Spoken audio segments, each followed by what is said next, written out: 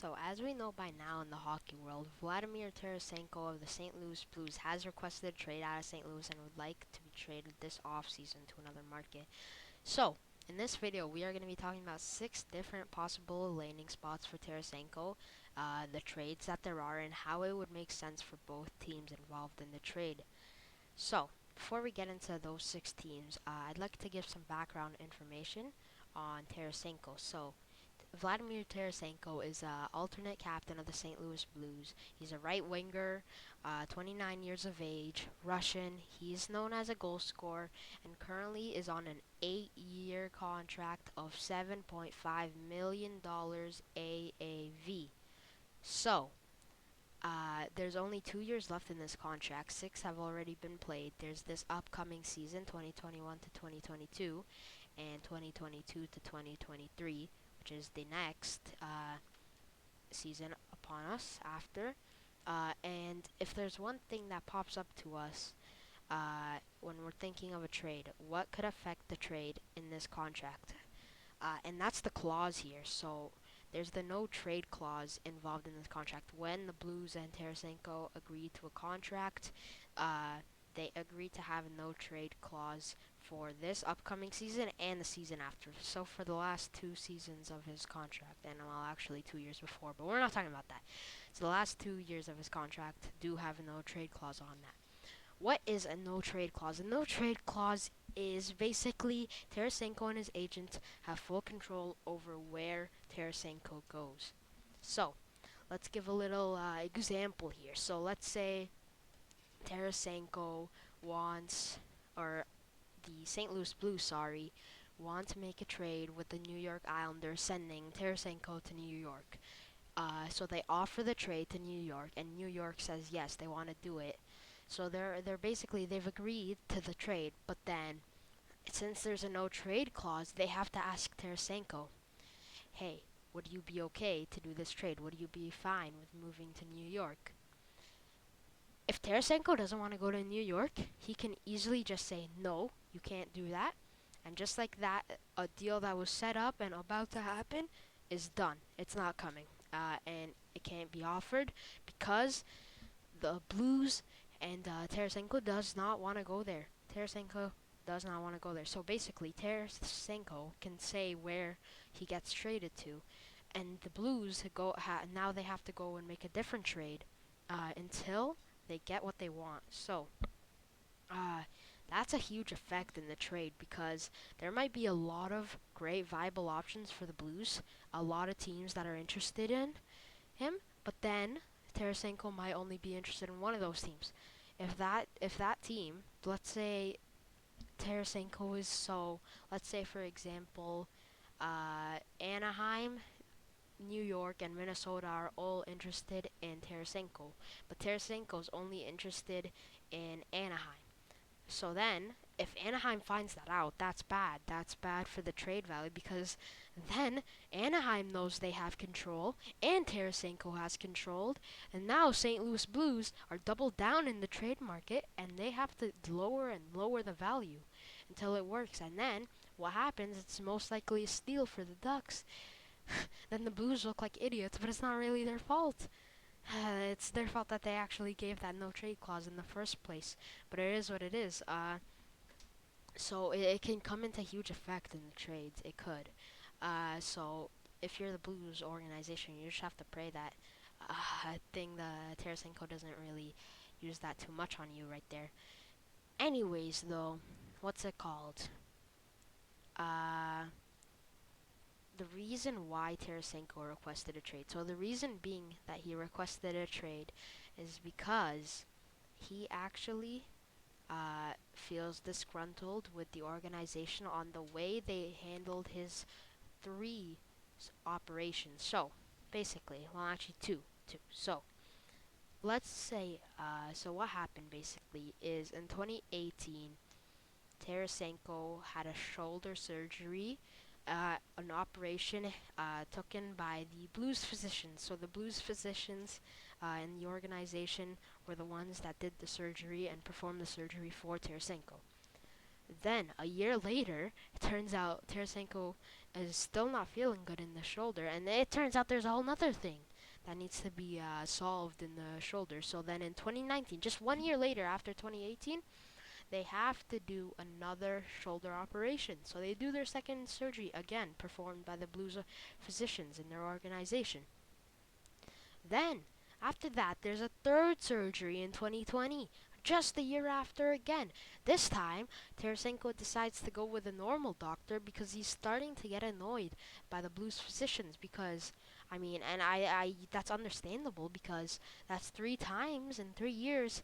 You couldn't have solved that all in one surgery, then you have to do a second, and then it turns out you need a third, and you still, like, it makes sense that he wouldn't go back to the Blues organization for that third surgery. So he goes and gets a normal doctor, and they perform that surgery. And for now, he's looking a-okay.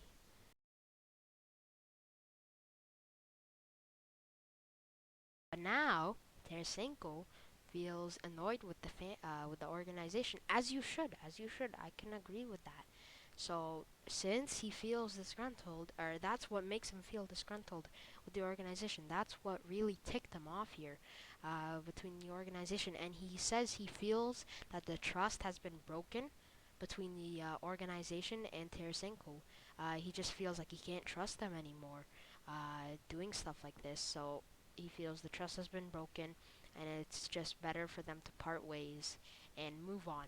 So that's some background info on who Tarasenko is as a player, his contract, and why he requested a trade in the first place. So now, let's get into those 6 teams we were talking about. Those 6 teams that these are obviously all theoretical. There are no reports that these teams are in the talks for Tarasenko. There is no reports at all.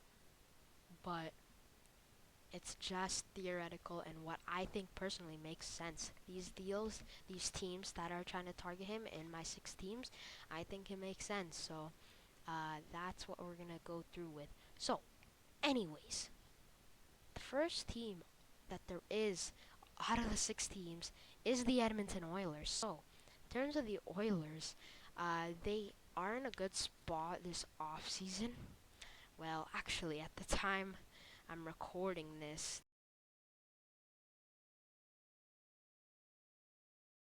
they have made a move that I must say I'm not really feeling good about. I'm not sure if Cap Friendly has upgraded this yet, but yeah, it doesn't look like it. But they have actually acquired Duncan Keith in a trade, which I'm not really a fan of at all. I'm not, I'll tell you. So that's yeah, no. So they have not updated it yet, but I'd say it's been like an hour from when I'm recording this that happened. That they traded for Duncan Keith. I'm not a fan of it, but I'm gonna consider that making this, even though this website isn't updated yet, which kind of hurts. But basically, currently, right now, the Edmonton Oilers have current cap space of 16.2. But like I said, it's not updated, which is unfortunate.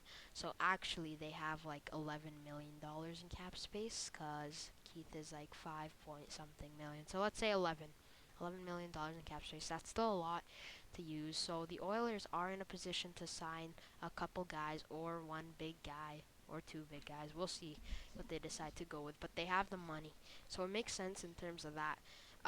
But there's one thing that we constantly talk about consistently, year in and year out with the Edmonton Oilers. There's actually a couple things. One is the goaltending. Another is not enough shutdown defense. Another one is the lack of secondary scoring, not a lot of depth. But then there's the scoring wingers. If we look over at the lineups for the Oilers, we have Connor McDavid. He's up the middle. We have Leon Draisaitl. He's up the middle. We have Ryan Nugent-Hopkins, who's can play the wing, but he's preferably up the middle. So there's a kind of a lack of scoring wingers. They have James Neal. He's kind of overpaid and isn't doing the job well. They have Jesse Puljujarvi, who's still relatively young. He can still bring back his career on the uphill, but he has not come up to expectations. Yeah, I will say that. And he's not known as a goal scorer either. So there's an empty slot for a scoring winger on the left or right side to play alongside of either Leon Draisaitl or Connor McDavid.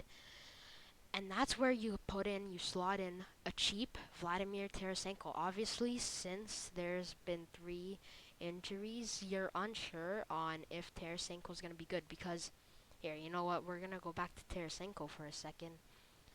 Back in his old years, he was a 30 to 40 goal scorer. You can see from 2014 all the way up until like 2018, he was a 30 goal scorer consistently year in and year out. By even one year, 40 goal scorers. So, uh, and then there's the past 2, 3 years where he's had surgery after surgery after surgery. So then you question, what Tarasenko are you getting? Like, if you trade for Tarasenko, are you getting the Tarasenko back in his prime, or are you getting the Tarasenko that just got out of 3 constant surgeries in a row and needs massive work to get back to where he was because of all those injuries, or because of all those surgeries, sorry. So that's the thing. So what that does, since it's a huge risk, what does a huge risk does? It drops the value of Tarasenko. Tarasenko would be a lot more value if it weren't for these surgeries. He would be a great value player for that contract, too, 7.5. Honestly, if it weren't for those surgeries and that unfortunate shoulder injury, he would be a lot highly valued. But it drops so much just because of those injuries that happen. We don't know if he's gonna be the same after all these 3 operations. So that's why the value drops. That leaves Look, that leaves a perfect slot for the Oilers. Low value to target, and he's perfect for the position that you're trying to fill in, a scoring winger to play on the left or right of Leon Draisaitl or Connor McDavid. So, looking at the trade, what the trade is to the St. Louis Blues, we are sending William Lagesson and a 2022 second round pick from Edmonton. And in exchange, you're getting Vladimir Tarasenko. No retention, because you have the money. You don't need to. And I think it's pretty fair without retention. So it's low value, obviously. William Lagesson isn't much. And then there's a second round pick, uh, which could be valued, I guess. That's not bad. Honestly, you could argue that I even overpaid, and it could be a third in William Lagesson. But I gave a second in exchange for Tarasenko. That's a pretty low value trade, considering that you're getting Vladimir Tarasenko. Obviously, you don't know if he'll be as good as you were hoping, but you might as well take a shot. There's only 2 years left on his contract, and Edmonton's not really on the upside right now. You might as well take a shot in the dark and hope it turns out well for you. So, and that's where I'm standing with the Oilers and Tarasenko. I've heard no reports on this, but I think it makes sense for both sides. Anyways, moving on to the second team here, and that's going to be the Boston Bruins. So, the Bruins currently have $30 million in cap space right now. So a lot of money to spend on players. They have to re-sign, I'll tell you that. They have David Krejci, Nick Ritchie, Andrej Cass, Sean Corrali, Kevin Miller, Brendan Carlo, Mike Riley, who played great. Both of their goaltenders are not signed right now, Tuukka Rask and Yaroslav Halak. So they obviously have a lot of money to spend on re-signing guys. They don't have to re-sign all, but there's still gonna be a good like $10 million to spend on something. So let's look at the lineup of the Boston Bruins. Let's just put Tarasenko off to the side right now because we're not really looking at him. If you look at it, let's see. So we have Brad Marchand, Patrice Bergeron, David Pastrnak, arguably the best line in the NHL right now. Not gonna talk about that. That's just really great. But looking at the second line, let's assume they re-sign Taylor Hall. That's great. That's great on the left wing. Then there's Charlie Coyle and Craig Smith. Craig Smith, I don't think he's second line worthy. I think he's third line worthy, sure. And then Charlie Coyle, you could get David Krejci back and play there. So let's put this in. If you look at it, Craig Smith is weak on that wing. Taylor Hall, you can't even confirm if you're re-signing. If Taylor Hall doesn't end up re-signing with the Bruins, then you definitely go for a trade. Then you definitely target Tarasenko, because if Hall doesn't come back and you have David Krejci most likely and Craig Smith as your second line, Craig Smith is not worthy, I don't think. David Krejci is, but you're not gonna have a weak left winger. You have to sign another winger, or you put Craig Smith on different side, on the left or something. But you bring in a Tarasenko, a guy exactly like Tarasenko, and I think there are other options for scoring wingers in the NHL, but this is the one that makes the most sense because this is the one that's on the market right now. So you go for Tarasenko. Oh, you have to if Hall doesn't re-sign. You have to. But anyways, I think it's smart to go for it anyways. Without Hall resigning, let's have or with Hall resigning. So let's have Hall resign. Let's have Krejci resign, and then let's trade for Tarasenko. Just like that, you have the arguably best line in hockey as your first line. And then your second line is Taylor Hall, David Krejci, and Vladimir Tarasenko. That's huge. That's great second line. Then you're running a third line of Craig Smith, Charlie Coyle, possibly Curtis Lazar. There's many options there. Andrich Cass is an option if you re-sign him. You have money too. You just have to think about your defensive core as well. But we're not talking about the defensive core in this video. So let's get back to subject. Tarasenko playing alongside of David Krejci and Taylor Hall sounds great. You have Taylor Hall, who's a playmaker, and then you have Tarasenko, who is what's it called? A great goal scorer, 30 goal scorer at least. And then you also have David Krejci, who can do both and is actually a really great dangler.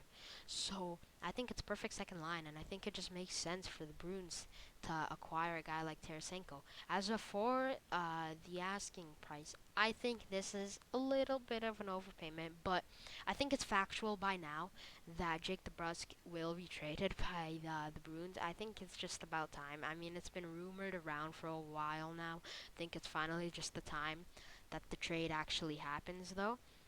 So what we have here is Boston acquiring Vladimir Tarasenko, and in exchange for the Blues, they're acquiring Jake DeBrusk and Jacob Zaboral. So Zaboral was drafted in 2015. He didn't pan out, but he still has potential. Not the potential he did before, but he still has potential on him. So I think it's not bad, and I can honestly see if you call it an overpayment, I can't necessarily blame you. I think I did kind of overpay for Tarasenko considering how much the value has dropped this offseason. But we're going to go through with it. We can obviously adjust that if we feel like it's too much for Tarasenko. But I think it makes sense for the Blues, and I think it makes sense for the Bruins. The Bruins get a beautiful guy there to play that goal-scoring role on the second line. Anyways, moving to the third team now, we do have the New York Islanders as your third of the 6 teams. So let's take a quick peek at the Islanders. So the Islanders currently today have a cap space of $5.786 million. So obviously not the most. So I mean, if you're acquiring a guy like Tarasenko, you might want to get retention on the deal. Definitely. Or you could trade someone else for it. Oh, why did I show it? Damn. Anyways, so if we look at the Islanders, they're one step away from that cup. They're one step away. It's obvious. They've made the conference finals and lost to Tampa in 7, 2 years in a row now. They're one step away from that Stanley Cup, from hoisting that cup. 2 steps. So if we look at them, they're obviously a great offensively built team. They have great defense. They have good goaltending as well from Ilya Sorokin and Semyon Varlamov, and they have some decent goal scorers. So I mean, let's look at the roster here. They have Pajot, who is great. Cal Palmieri, who might get re-signed, Brock Nelson, Matthew Barzell, Josh Bailey, Jordan Everly. But after that, it really stops, and then it really falls off from that class of people to, there's at least debatable. But after that, then you have Travis Zajac, Casey Zazikis, Michael Del Cole, Anthony Beauvillier. Oh, Beauvillier is a underrated guy and he's young, but like you get what I'm trying to say. If you know these players, they're on a whole nother level. Like they're just on a different level as the guys I first named, and they're just a lot worse. And they're not bad. They're just a lot worse. They've fallen off to that bottom six role deeply. So who do you get to fix that? Let's look at their team. So they have Matthew Barzal. Let's just Okay, you know what? We're going to show the trade first. So, looking at the trade, there's Vladimir Tarasenko and Vince Dunn going to the New York Islanders. Keep in mind, this Vince Dunn, this is just the rights. This is just the rights, RFA rights of his contract. He's not actually signed, but they could sign him. They have the rights. They could offer sheet or sign. And in exchange, they're giving Jordan Eberle to the St. Louis Blues. So, Eberle's great. He makes money that you could trade, though, to fit in Tarasenko, and I think Tarasenko is better. Uh, well, okay, well, Tarasenko is better if you get him from like 2017, but if you're getting, see, this is what I'm talking about, the high risk, high reward here situation of Tarasenko. The only reason, because obviously Jordan Eberle is worse than Tarasenko if you're getting 2017 Tarasenko, but you don't know if you're getting 2017 Tarasenko, so there's a lot of value drop there, like I was saying. But anyways, looking at the situation, you have Matthew Barzal, you have Brock Nelson down the middle, who are two great guys in the playoffs, always showing up in the postseason, especially Nelson. Then you have Josh Bailey on the right, who's great, and you have Anders Lee, who's a little overpaid, I'd like to argue. But he's fine. He can play second line, probably. He's worthy of that. Then there's a hole, and that's where Tarasenko comes in. Goal scoring, like we said earlier. They are a great defensively built team. They have great goaltending, but they don't have the goal scoring much. They have a couple guys that can score, but other than that, they're pretty deep on that. So, uh, they're pretty low, sorry, on that. So, why not go for a goal scorer on the wing to play alongside Matthew Barzal that could get you 30 goals at minimum every season? It makes sense for the Islanders. I think St. Louis Blues aren't getting a bad, like they're getting, like, see, the thing is, any trade you make for him is gonna be poor because just that value has dropped off so badly that I don't think there's a scenario where the Blues can actually win a Tarasenko trade. I mean, there's obviously the Matthew Tkachuk rumors. There you might win a trade, but I don't think you'll win one here. So, uh, that's going to be that trade. Now, moving on to the fourth team. Water break.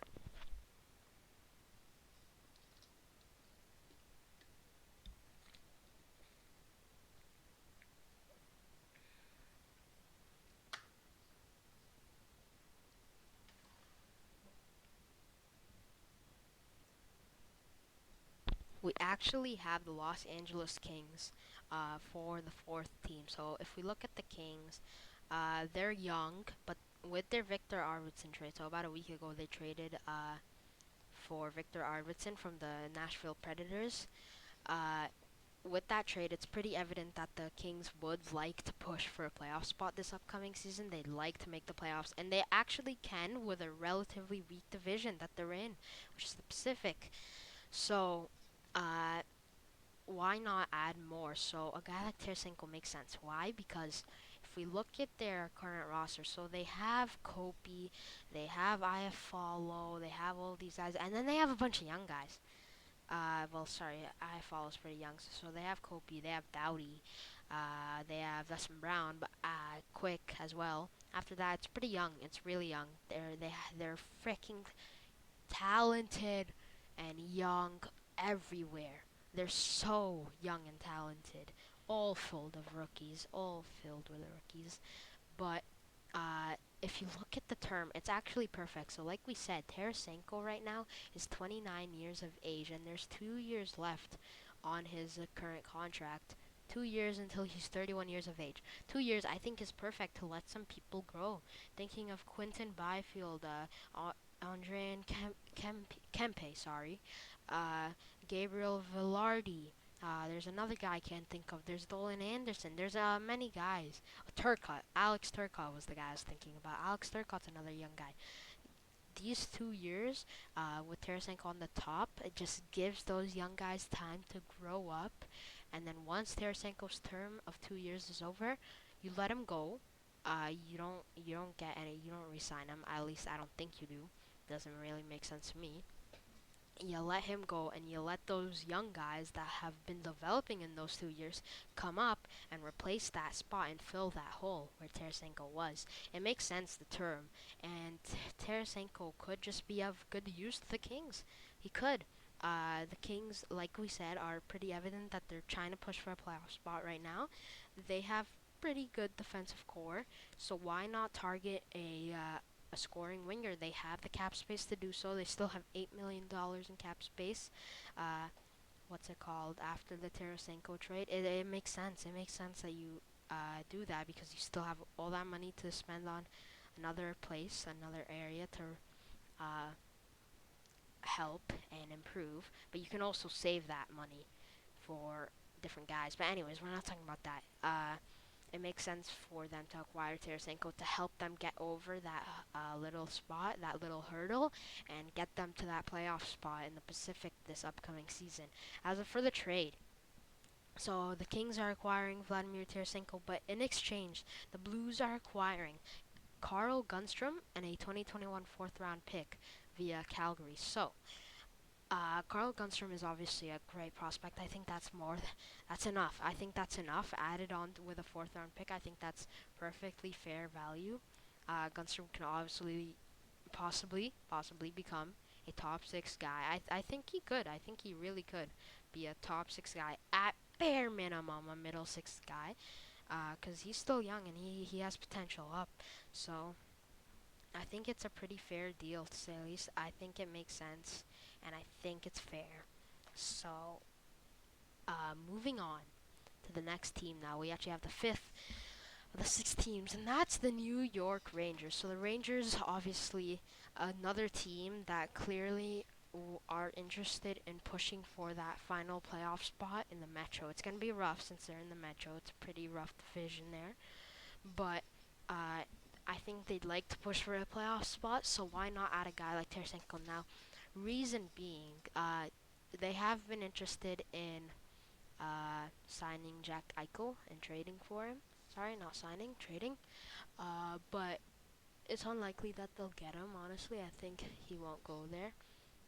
Uh, and then you need some scoring guy, right? Because here, if we look at it, you have Artemi Panarin, you have Zibanejad, who's been great, but you don't really have much scoring other than that, to be honest. So I think it makes sense when you have, how much money is it? Basically $23 million in cap space.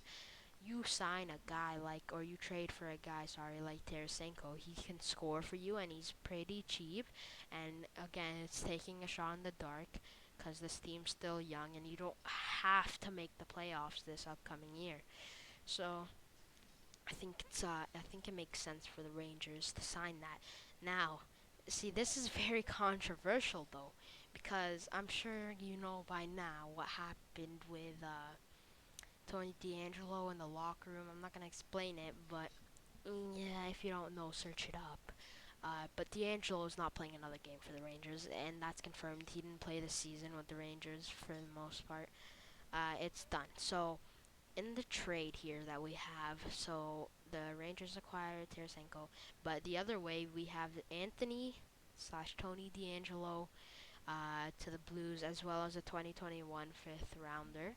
Uh, See, the reason I'm saying this is controversial is because we don't know if the Blues are interested in Tony DeAngelo necessarily after what he did, and we don't know if any NHL team is interested in him after. I'm sure he'll get picked up somewhere, probably, but there is still a possibility that he just won't be wanted in the NHL anymore, and he'll just be forced to play down in the minors, and it's unfortunate, but anyways, that's unlikely. I think he'll find a landing spot for him.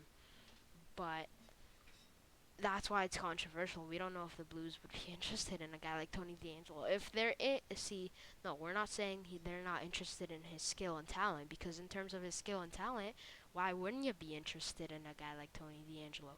It's just about that locker room thing. But in terms of how fair the value is, a fifth in Tony DeAngelo for Vladimir Tarasenko at this rate is fine. It makes sense, and honestly, maybe even an overpayment. I mean, Tony DeAngelo, let's not forget, he's a great player. He is. He is a great player. Uh, so I like the idea. I like the idea, considering they've been trying to shop him around now. So this could be the final thing that they were looking for. Anyways, moving on to the sixth and final team for this video, and that's going to be the Minnesota Wild. So the Wild have $15.9 million in cap space, and they have a great roster. They just came out of a great season. But let's look at their lineup real quick. Again, they have to re-sign a lot of guys, but there's kind of a hole there. So let's say they sign Kaprizov, though. And obviously Kaprizov is a great goal-scoring talent, so you put Kaprizov on the first line if you re-sign him. But you don't want to play two 30-plus goal scorers on the same line. That just doesn't make sense. You're wasting all that goal-scoring talent by putting it on one line. I just don't think it meshes well, to be honest, in my opinion. So you put Tarasenko on the second line. Tarasenko should be fine with playing second line. If he goes to Boston, he will. So I think he would be fine with playing second line, and then he gets to play alongside of Zuccarello, Parise, Raska, Marcus Foligno. We'll see. It's any of those options, but he has some viable options to play with. Joel Eriksson, possible. I mean, depending on if the Wild end up getting Jack Eichel or not, we'll have to wait and see. But I think it makes sense for the Wild here to acquire a guy like him, just a nice second line winger goal scorer that could help you out to get you to the second round this upcoming season. Because they had a great season, but they didn't make it past the first round. Now, final thing, looking at the trade. So the St. Louis Blues get Ryan Hartman, a fourth round pick, obviously, for Tarasenko. Ryan Hartman is great value for the Wild, and it's unfortunate that I put him in this trade, because I think the Wild find him as a very valuable player, but that is what's so good about him. He's just such a valuable contract, and I think he had a great season. And I think he could have multiple good seasons up the road for him these upcoming years. So I think that's fair value with a fourth rounder. Maybe you can argue it's a third, max second rounder instead of a fourth. I think it's fair at third or fourth, though, for Tarasenko. Obviously, these contracts are not 100% accuracy, because, well, I'm not a GM or anything. I'm obviously not perfect on how much the value I think is fair. So that's gonna be it for this video. Wow, I'm pretty sure that was an actual pretty long video, so if you actually stayed this long, wow, thank you. And I'll see you guys in the next video, I guess. I mean, I have some videos upcoming for the Seattle expansion draft, the NHL entry draft in general, free agency. We're going to be live streaming all of those. I'll probably link my Twitch in the description of this video. But yeah, that's it for this one. Thank you for watching, and I'll see you guys in the next one. Peace.